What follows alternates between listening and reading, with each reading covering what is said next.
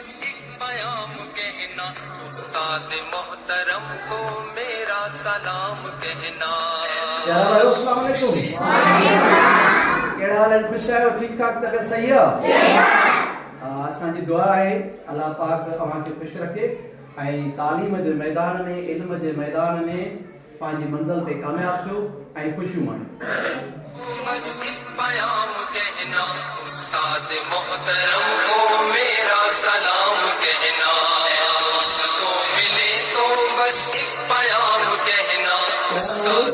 अॼु असां वटि नंढड़ा ॿ शागिर्द ऐं हिकिड़ो असांजो शागिर्द आहे ज़ाकिर अली ऐं ॿी असांजी नंढड़ी ऐं तमामु प्यारी ऐं शागिर्दियाणी आहे सनम, जेके अवां ताईं इल्म जे बारे में तकरीर कंदियूं ऐं इंशाअल्लाह उन्हनि जो मवाद, उन्हनि जूं ॻाल्हियूं अवां खे पसंदि ईंदियूं।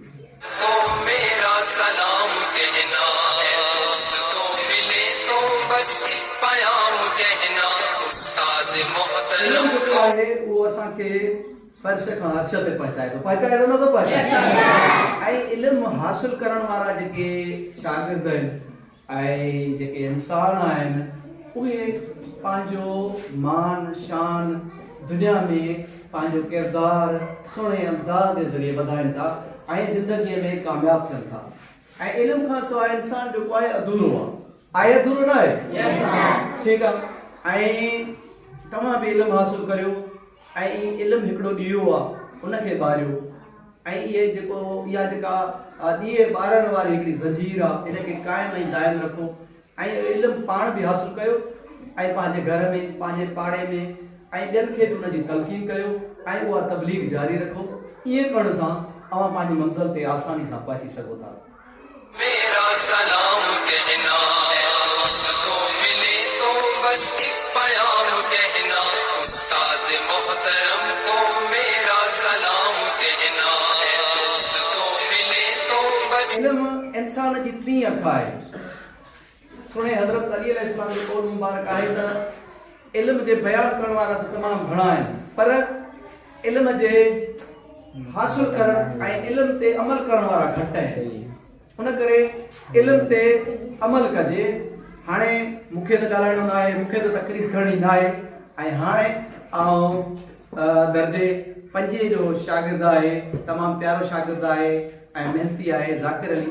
उनखे चवंदुसि त अवां ताईं पंहिंजे ख़ूबसूरत आवाज़ जे ज़रिए इल्म जे बारे में अवां ते तकरीर पहुचाईंदो। पर ज़ाकिर इलाइक़ में ताड़ी वॼाए छॾियो।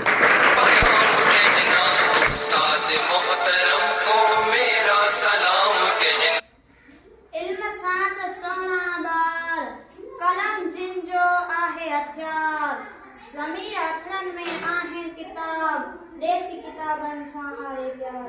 हिन पिंडार में वेठल मोज़स ॻोठाणा क़ाबिले एतिराम उस्ताद साहिबान ऐं गुलनि जहिड़ा प्यारा ॿारो, अस्सलाम वालेकुम। जनाब सदर, अॼु मुंहिंजे तकरीर जो उन्वान आहे इल्म। इल्म इंसान जी टी अख आहे, इल्म खां सवाइ इंसान अधूरो आहे। ईअं जीअं जिस्म बग़ैर रूह जे, इल्म इंसान खे ज़मीन खां आसमान ताईं पहुचाए थो। तंहिं करे असांखे इल्म हासिल करणु घुरिजे ऐं उन ते अमल करणु घुरिजे। जनाब सदर, इल्म हासिल करण ऐं उन ते अमल करण वारा इंसान कामयाब थियनि था ऐं पंहिंजी मंज़िल ताईं आसानीअ सां पहुची वञनि था। जनाब सदर, इल्म जेके माण्हू इल्म हासिल कनि था ऐं इल्म जो क़दुरु कनि था उहे पंहिंजी मंज़िल ताईं आसानीअ सां पहुची वञनि था।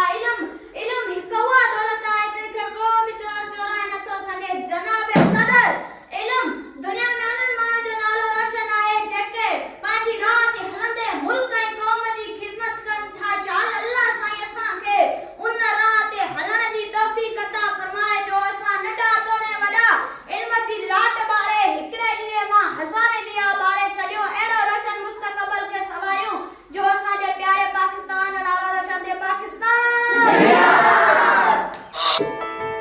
दोस्तों मिले तो बस एक बयाम कहना, उस्ताद मोहतरम को मेरा सलाम कहना।